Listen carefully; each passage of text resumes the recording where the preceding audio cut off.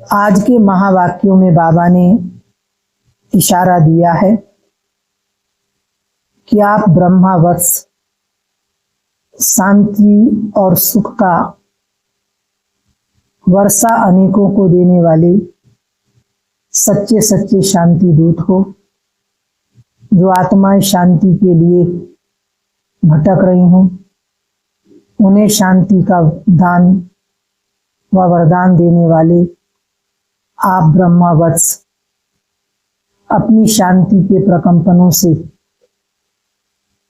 मनुष्य आत्माएं तो क्या, लेकिन प्रकृति के पांचों तत्वों को भी पावन बनाने वाले मीठे बच्चे बाप आए हैं। तुम बच्चों को शांति और सुख का वर्षा देने,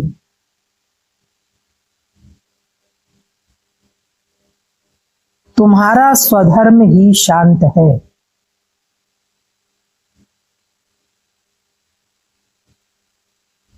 इसलिए तुम शांति के लिए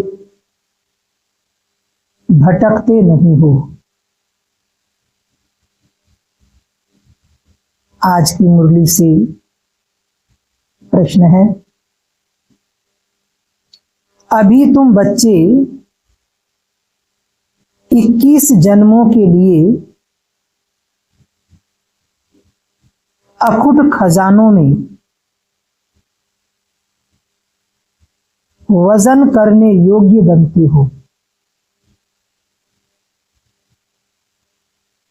क्यों? क्या पूछा बाबा ने? अभी तुम बच्चे 21 जन्मों के लिए अखुट खजानों में वजन करने योग्य बनते हो। क्यों? बाबा ने हम सभी को ज्ञान का अखुट खजाना दिया है। तो बाबा कहते आप इतनी योग्य विशेष आत्माएं बनते हो कि आपको इस अखुट खजाने में अगर तोला जाए तो आप आत्माएं विशेष निकलोगी। उत्तर है, क्योंकि बाप जब नई सृष्टि रचते हैं तब तुम बच्चे उनके मददगार बनते हो। कब? इस संगम समय पर, जब बाबा ब्रह्मा तन में आकर नव सृष्टि की स्थापना करते हैं, तो हम बच्चे बाबा के नव विश्व निर्माण कार्य में सहयोगी बनते हैं। अपना सब कुछ उनके कार्य में सफल करते हो। इसलिए बाप उसके रिटर्न में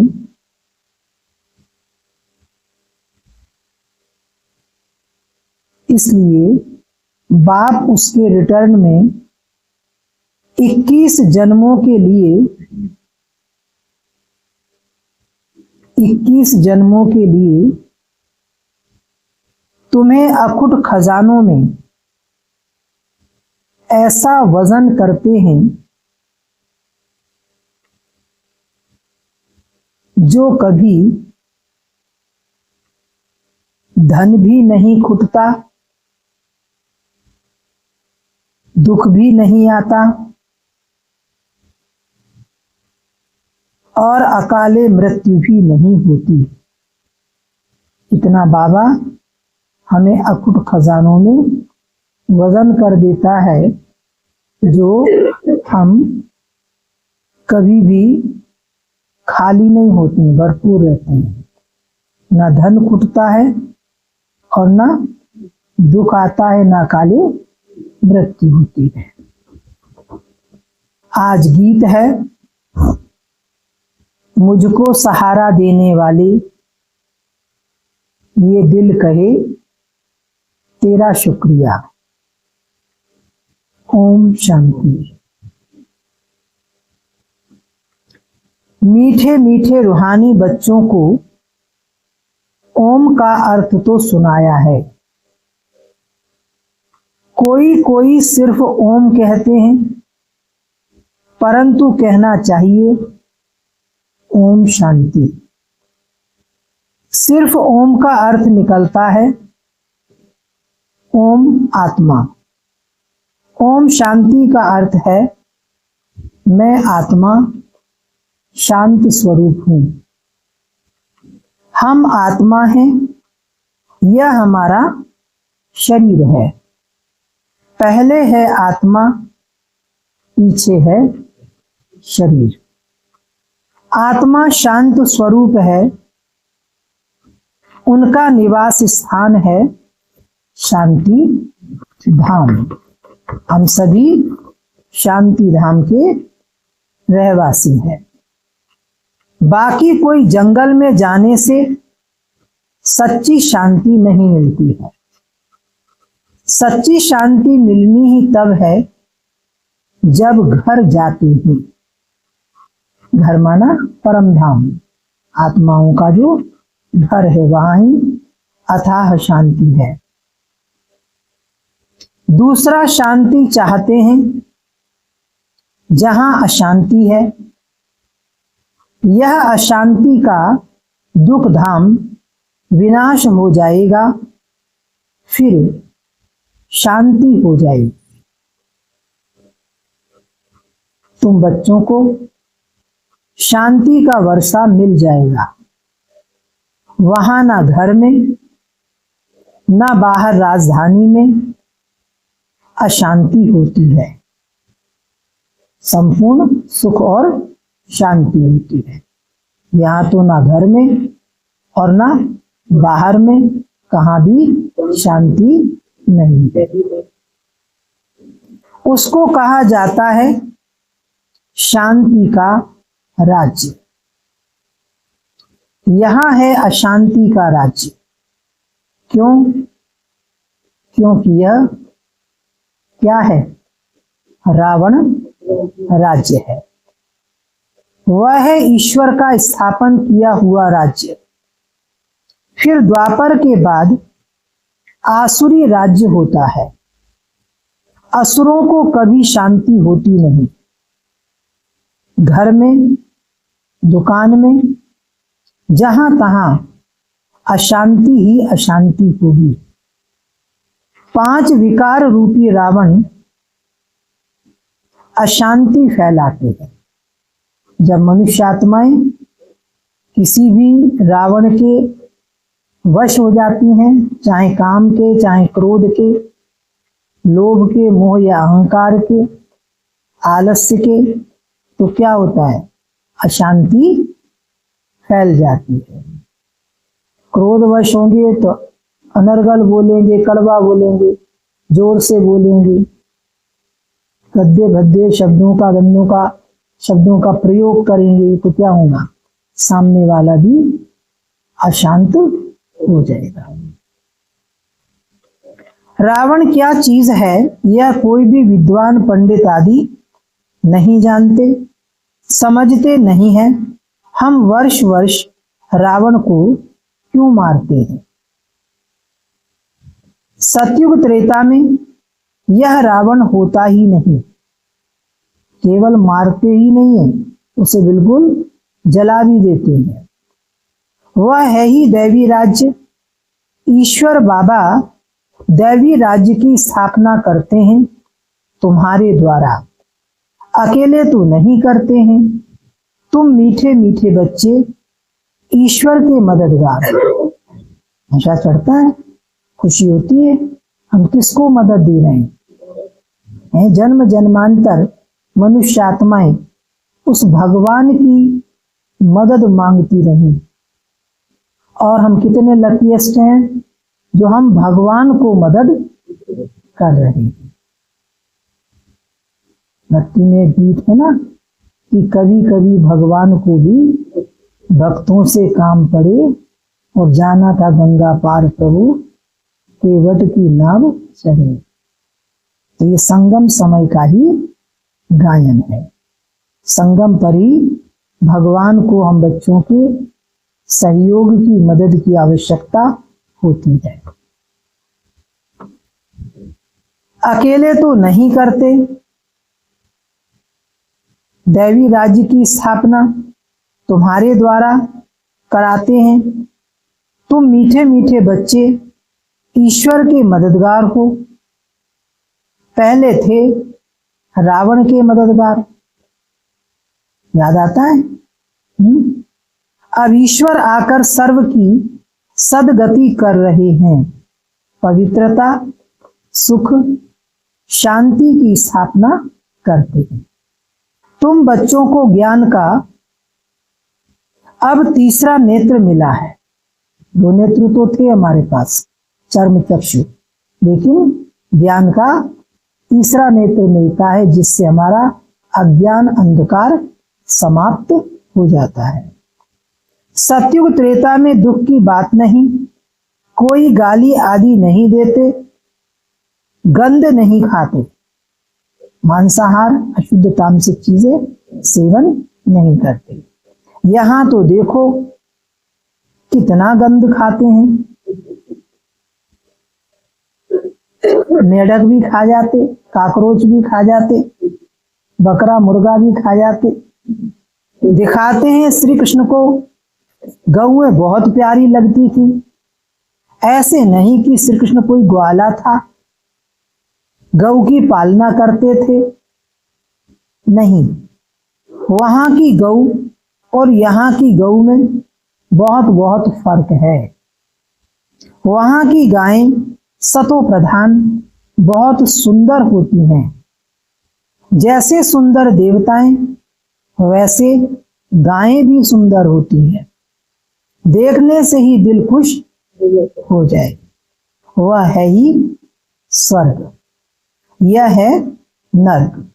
सभी स्वर्ग को याद करते हैं। स्वर्ग और नरक में रात दिन का फर्क है। रात होती है अंधियारी, दिन में है सोझरा। ब्रह्मा का दिन गोया ब्रह्मा वंशियों का भी दिन हो जाता। पहले तुम भी घोर अंधियारी रात में थे। अज्ञान की अंधियारी रात में भटक रहे थे। इस समय भक्ति का कितना जोर है।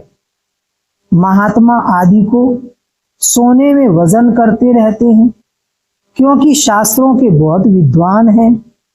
उन्हों का प्रभाव इतना क्यों है, यह भी बाबा ने समझाया है। झाड़ में नए नए पत्ते निकलते हैं तो सतो प्रधान है। जो आत्माएं परम धाम से आती हैं, प्यूरिफाइड होती है, और जब साकार धरा पर आती हैं, कोई भी कार्य करती हैं, तो प्यूरिटी की शक्ति होने के कारण आत्मा में संपूर्ण एनर्जी होती है, तो उनका प्रभाव पृथ्वी मंच पर ज्यादा होता है। और कुछ समय के बाद धीरे धीरे जैसे इस कलियुगी वातावरण में ये प्रभाव में आती हैं, उनका वो प्रभाव कम हो जाता है और कहीं ना कहीं किसी न किसी प्रकार से विकार के वश होकर उनकी छवि धूमिल पड़ जाती है। ऊपर से नई सोल आएगी तो जरूर उनका प्रभाव होगा ना। अल्पकाल के लिए सोने अथवा हीरो में वजन करते हैं, परंतु यह तो सब खलास हो जाने हैं। मनुष्यों के पास कितने लाखों के मकान हैं, समझते हैं हम तो बहुत साहूकार हैं। तुम बच्चे जानते हो यह साहूकारी बाकी थोड़े समय के लिए है, यह सब मिट्टी में मिल जाएंगे। किनकी दबी रही धूल में, किनकी राजा खाए, किनकी चोर लूट ले जाए, सफल होगी उनकी जो ईश्वर अर्थ लगाए। बाप स्वर्ग की स्थापना करते हैं, उसमें जो लगाते हैं उन्हों को 21 जन्मों के लिए हीरे जवाहरातों के महल मिलेंगे। कहाँ? यहाँ पर परमात्मा नव सृष्टि की स्थापना के कार्य में। यहाँ तो एक जन्म लिए मिलता है, वहां तुम्हारा 21 जन्म चलेगा। इन आंखों से जो कुछ देखते हो शरीर सहित सब भस्म हो जाना है। तुम बच्चों को दिव्य दृष्टि द्वारा साक्षात्कार भी होता है, विनाश होगा, फिर इन लक्ष्मी नारायण का राज्य होगा। तुम जानते हो हम अपना राज्य भाग्य फिर से स्थापन कर रहे हैं। 21 पीढ़ी राज्य किया, फिर रावण का राज्य चला, अब फिर बाप आया है। भक्ति मार्ग में सब बाप को ही याद करते हैं। गायन भी है, दुख में सिमरन सब करे, सुख में करे न कोई, और जो सुख में सिमरन करे तो दुख काहे को होए। बाप सुख का वर्षा देते हैं, फिर याद करने की दरकार नहीं रहती।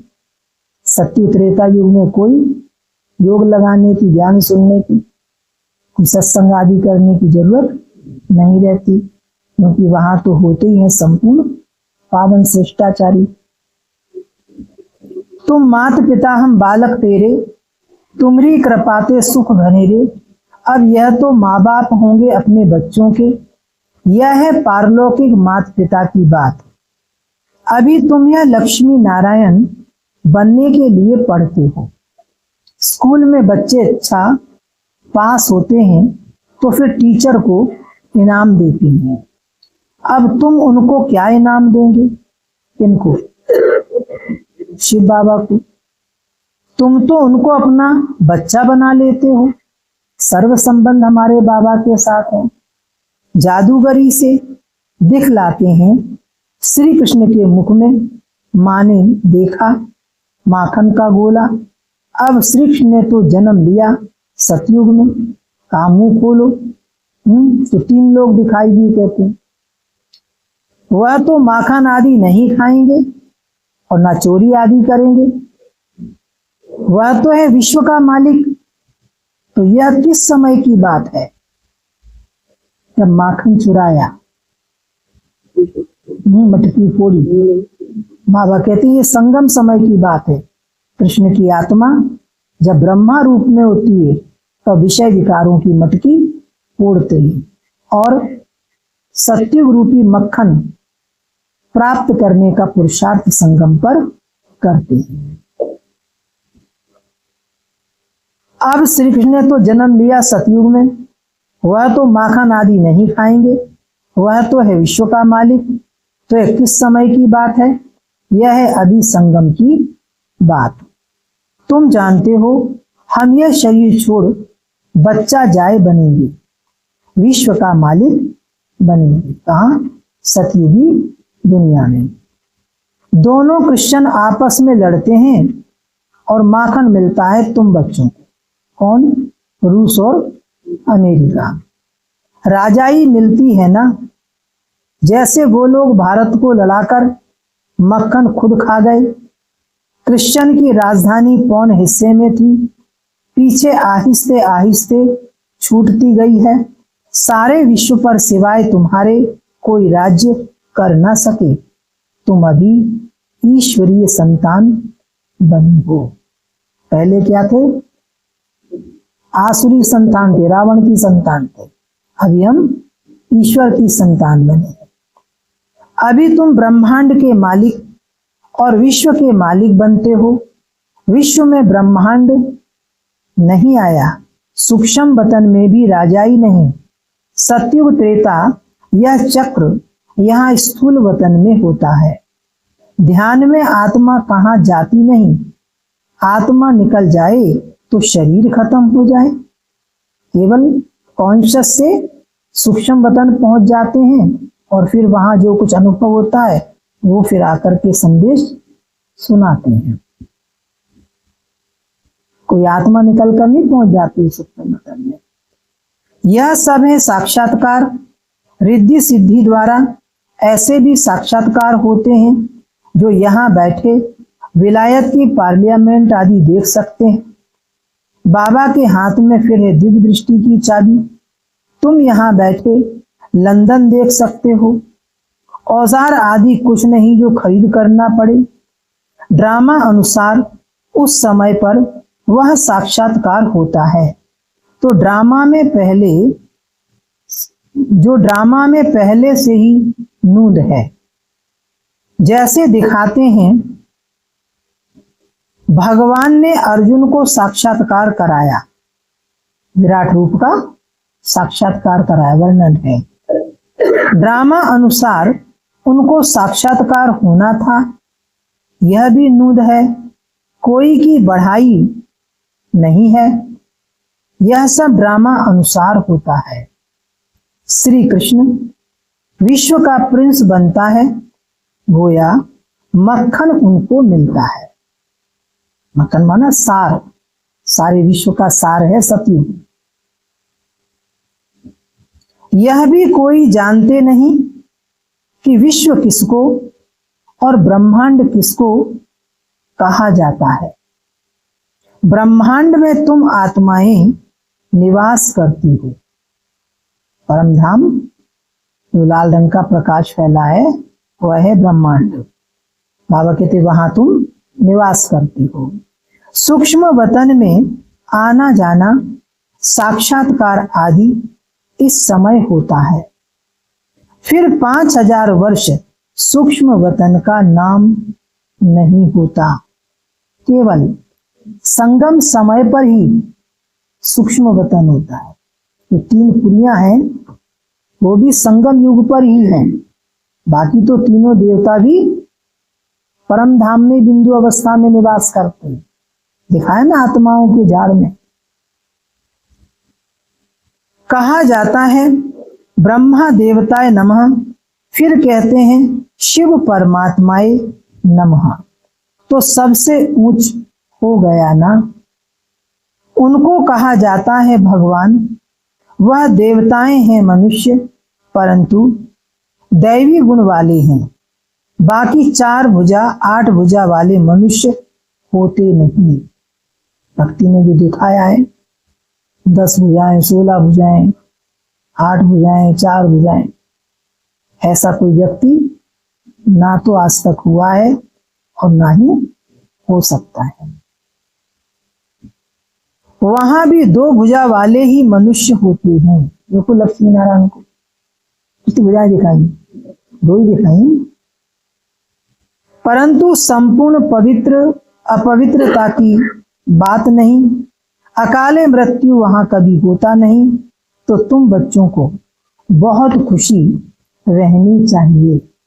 हम आत्मा इस शरीर द्वारा बाबा को तो देखें, देखने में तो शरीर आता है। परमात्मा अथवा आत्मा को तो देख नहीं सकते, दोनों ही सूक्ष्म है। आत्मा और परमात्मा को जानना होता है। बाबा ने हमको जानने के लिए तीसरा नेत्र दिया है। देखने के लिए फिर दिव्य दृष्टि मिलती है और सब चीजें दिव्य दृष्टि से बड़ी देखने में आएंगी। राजधानी बड़ी देखने में आएगी। आत्मा तो है ही बिंदी। बिंदी को देखने से तुम कुछ भी समझ नहीं सकेंगी, कुछ नहीं समझेंगे। बाबा कह रहे हैं आत्मा तो बहुत महीन है। बहुत डॉक्टर्स आदि ने कोशिश की है आत्मा को पकड़ने की, परंतु किसको पता नहीं पड़ता। आत्मा इतनी सूक्ष्म है, कब देह से निकल जाती है पता ही नहीं पड़ता। वो घड़ी कब निकली पता नहीं पड़ता, इतनी सूक्ष्म है। वो लोग तो सोने हीरो में वजन करते हैं। तुम जन्म जन्मांतर पदम पति बनते हो। तुम्हारा बाहर का शो जरा भी नहीं। साधारण रीति इस रथ में बैठ पढ़ाते हैं। कौन? शिव बाबा। उनका नाम है भागीरथ, भाग्यशाली रथ। कौन? ये ब्रह्मा का तन। यह है पतित पुराना रथ जिसमें बाप आकर ऊंचे से ऊंच सर्विस करते हैं।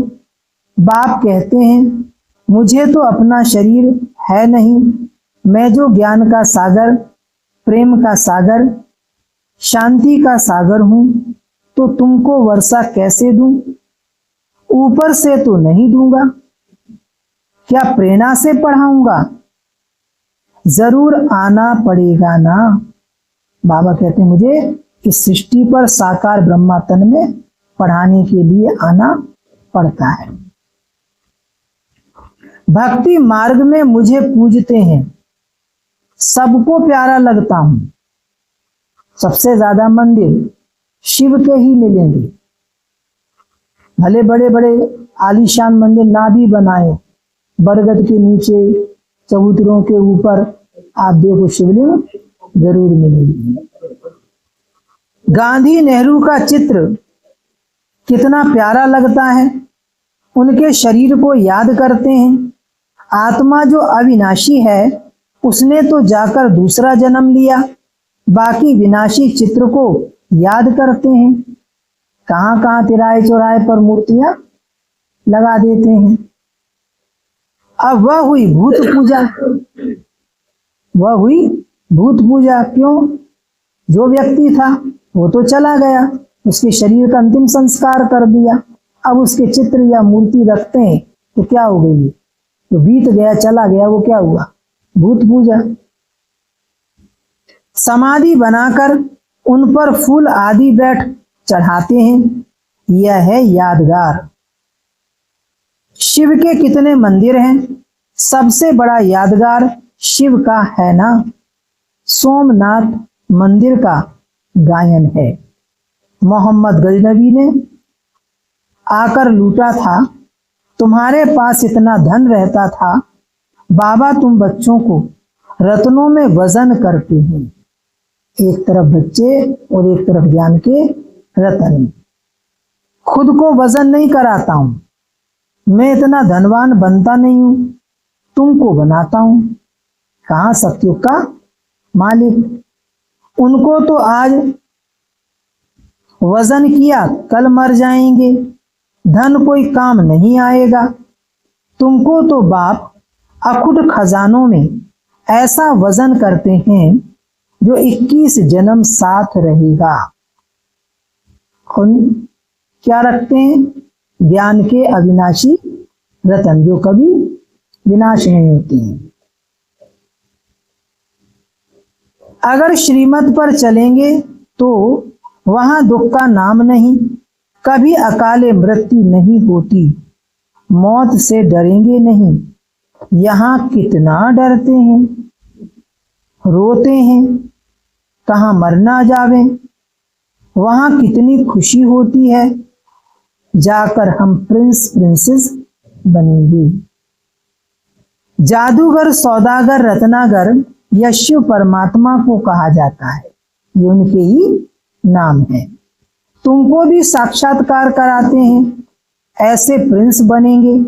आजकल बाबा ने साक्षात्कार का पार्ट बंद कर दिया है, नुकसान हो जाता है। अभी बाप ज्ञान से तुम्हारी सदगति करते हैं, तुम पहले जाएंगे सुख धाम, अभी तो है दुख धाम। तुम जानते हो आत्मा ही ज्ञान धारण करती है, इसलिए बाप कहते हैं अपने को आत्मा समझो। सारे दिन में बार बार प्रैक्टिस करो। आत्मा में ही अच्छे व बुरे संस्कार होते हैं। शरीर में हो तो शरीर के साथ संस्कार भस्म हो जाएं। तुम कहते हो शिव बाबा हम आत्माएं पढ़ती हैं इस शरीर द्वारा, नई बात है ना, हम आत्माओं को शिव बाबा पढ़ाते हैं। बाबा कहते क्या स्मृति में रखो कि हमें पढ़ाने वाला कोई मनुष्य आत्मा नहीं, स्वयं सर्वशक्तिवान परमात्मा शिव है। यह तो पक्का पक्का याद करो, हम सब आत्माओं का वह बाप भी है, टीचर भी है और सतगुरु भी है। बाप खुद कहते हैं मुझे अपना शरीर नहीं है। कौन कह रहा है? शिव बाबा। मैं भी हूं आत्मा, परंतु मुझे परमात्मा कहा जाता है। आत्मा ही सब कुछ करती है, बाकी शरीर के नाम बदलते हैं। आत्मा तो आत्मा ही है। मैं परमात्मा तुम्हारे माफिक पुनर्जन्म नहीं लेता हूं। मेरा ड्रामा में पार्ट ही ऐसा है। ऐसा जो मैं इनमें प्रवेश कर तुमको सुना रहा हूं, इसलिए इनको भाग्यशाली रथ कहा जाता है। इनको ब्रह्मा के तन को, क्योंकि जिस तन में स्वयं भगवान आकर सृष्टि के आदि मध्यंत का राज समझाए, तो वह तन तो विशेष हो गया ना। इनको पुरानी जूती भी कहते हैं। शिव बाबा ने भी पुराना लॉन्ग बूट पहना है। बाबा कहते हैं, मैंने इसमें बहुत जन्मों के अंत में प्रवेश किया है।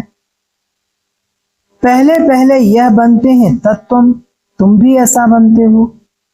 बाबा कहते हैं तुम तो जवान हो, मेरे से जास्ती पढ़कर ऊंचा पद पाना चाहिए, परंतु मेरे साथ बाबा है तो मुझे घड़ी घड़ी उनकी याद आती है। बाबा मेरे साथ खाता है, सोता है, रहता है, परंतु बाबा मुझे भाकी नहीं पहन सकते, तुमको भाकी पहनते हैं। समझ में बाबा क्या कह रहा है? भगवान हमारे साथ है। ये अनुभूति बड़ी सूक्ष्म और गहरी है। बाबा कहते हैं, शिव बाबा ब्रह्मा बाबा के तन में बोल रहे हैं, तो बाबा अपना अनुभव सुना रहे हैं। ब्रह्मा बाबा कि हर कर्म करते हुए मैं क्या अनुभव करता हूं कि बाबा मेरे साथ हैं। बाबा मुझे गले नहीं लगा सकता। भाकी पहनना माना गले लगाना। तुमको बाबा गले लगा सकते हैं। अब ब्रह्मा बाबा को कैसे लगाएं, क्योंकि शिव बाबा साकार तो है नहीं। हाँ, शिव बाबा ब्रह्मा तन में आता है तो साकार हो जाता है, और कोई भी बच्चे को गले लगा सकता है। इससे ब्रह्मा बाबा वंचित हो जाते हैं। क्यों? क्योंकि उनके तन में बाबा आया है। तो ब्रह्मा बाबा तो सबको गले लगा सकते हैं, लेकिन ब्रह्मा बाबा को शिव बाबा कैसे लगाएगा? निराकार है। परंतु बाबा मुझे भाकी नहीं पहन सकते, गले नहीं लगा सकते। तुमको तो गले लगा सकते हैं। तुम भाग्यशाली हो ना। शिव बाबा ने जो शरीर लोन लिया है, तुम उनको भाकी पहन सकते हो। सिंधी में कहते हैं, अपन कहते हैं उसको गले लगाना, और सिंधी में बोलते हैं भाकी पहनना। मैं कैसे पहनूं? ब्रह्मा बाबा कह रहे हैं, मैं कैसे पहनूं? मुझे तो यह भी नसीब नहीं है। तुमको तो शिव बाबा ब्रह्मा बाबा के द्वारा गले लगा सकता है। जब उनके तन में बाबा आते थे तो कई बच्चे बाबा से गले मिलते थे। तो ये सौभाग्य ब्रह्मा बाबा कहते मुझे नहीं मिलता। इसलिए तुम लकी सितारे गाए हुए हो। बाबा कह रहे हैं, तुम लकी सितारे हो। बच्चे हमेशा लकी होते हैं। बाप पैसे बच्चों को दे देते हैं, तो तुम लकी सितारे ठहरे ना। तो शिव बाबा भी ब्रह्मा बाबा के द्वारा हम सबको ज्ञान, गुण, शक्तियां, खजाने, ज्ञान की भिन्न भिन्न पॉइंट्स ब्रह्मा बाबा के द्वारा देते हैं। तो बाबा कहते तुम लकी सितारे हो। शिव बाबा भी कहते हैं, तुम मेरे से लकी हो। तुमको पढ़ाकर विश्व का मालिक बनाता हूं, मैं थोड़े ही बनता हूं। कौन कह रहा है? शिव बाबा। तुम ब्रह्मांड के भी मालिक बनते हो। परम धाम में जाकर रहोगे, परम धाम के भी मालिक। तो बाप का माल सो आपका माल। ब्रह्मांड में शिव बाबा रहता है, मालिक है, तो आप भी मालिक हो। बाकी मेरे पास जास्ती दिव्य दृष्टि की चाबी है। ये एक विशेष चीज है शिव बाबा के पास। मैं ज्ञान का सागर हूं, तुमको भी मास्टर ज्ञान सागर बनाता हूं। तुम इस सारे चक्र को जान, चक्रवर्ती, महाराजा, महारानी बनती हो, मैं थोड़े ही बनता हूं। कौन कह रहा है? श्री रामा। बूढ़े होते हैं तो फिर बच्चों को विलकर खुद वानप्रस्थ में चले जाते हैं, अपना सारा प्रॉपर्टी आदि बच्चों के नाम कर फिर खुद वानप्रस्थ में चले जाते हैं। आगे ऐसा होता था, आजकल तो बच्चों में मोह जाकर इतना पड़ता है जो छोड़ के जाते ही नहीं है। पारलौकिक बाप कहते हैं, मैं इनमें प्रवेश कर तुम बच्चों को कांटों से फूल विश्व का मालिक बनाए, आधा कल्प के लिए सदा सुखी बनाए, मैं वानप्रस्थ में बैठ जाता हूं। कौन कह रहा है? शिव बाबा। ब्रह्मा बाबा नहीं बैठते, ब्रह्मा बाबा को तो फर्स्ट जन्म में कृष्ण रूप में आना है। यह सब बातें शास्त्रों में थोड़े ही हैं। सन्यासी उदासी शास्त्रों की बातें सुनाते हैं। बाप तो ज्ञान का सागर है, खुद कहते हैं यह वेद शास्त्र आदि सब भक्ति मार्ग की सामग्री है। भक्ति की बहुत अथाह सामग्री विस्तार है। पूजा पाठ आदि करते हैं, एक सत्यनारायण की कथा करो, इतनी सारी सामग्री इकट्ठी करनी पड़ती है। बाबा कहते हैं ज्ञान सागर तो मैं ही हूं। अच्छा, धारणा के लिए मुख्य सार